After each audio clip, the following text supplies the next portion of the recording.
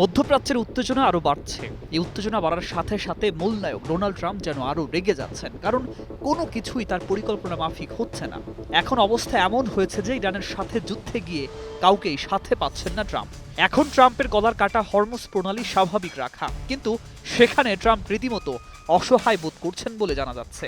এমতো অবস্থায় হরমুজ প্রণালীতে জাহাজ চলাচল স্বাভাবিক রাখতে অন্য দেশগুলোর ওপর চাপ বাড়াচ্ছেন মার্কিন প্রেসিডেন্ট ডোনাল্ড ট্রাম্প।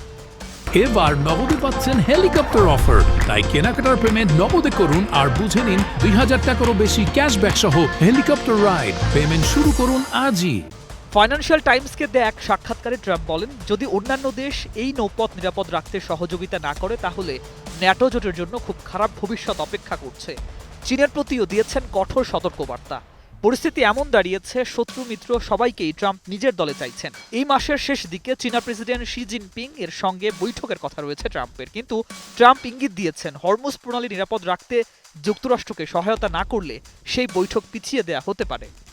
তার ভাষায়, যেসব দেশ হরমুজ প্রণালীর সুবিধা পায় তাদেরকেই এই পথকে চাপমুক্ত রাখতে এগিয়ে আসা উচিত। উল্লেখ্য, হরমুজ প্রণালী পারস্য উপসাগর ও আরব সাগরের সংযোগকারী একটি সংকীর্ণ জলপথ। বিশ্বের তেল পরিবহনের একটি বড় অংশ এই পথ দিয়েই যায়। তাই ইরান যুক্তরাষ্ট্র ইসরায়েল সংঘাত শুরু হওয়ার পর থেকেই এই পথে জাহাজ চলাচল ব্যাহত হচ্ছে। ফলে বিশ্ববাজারে দ্রুত বাড়ছে জ্বালানির দাম।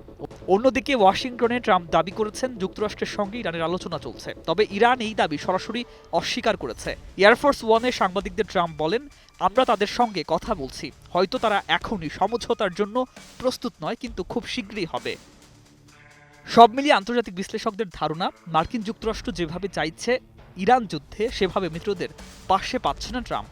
এর ফলাফলে ট্রাম্প হয়তো দ্রুত এই যুদ্ধ শেষ করতে পারেন, কিংবা ট্রাম্প ইগোর দোহাই দিয়ে ইরানে আরও কঠোর হামলা চালাতে পারে যুক্তরাষ্ট্র। এর ফলে মধ্যপ্রাচ্যের নিরাপত্তা পরিস্থিতি আরও জটিল এবং দীর্ঘমেয়াদী সংঘাতে রূপ নিতে পারে। News desk, ২১ television.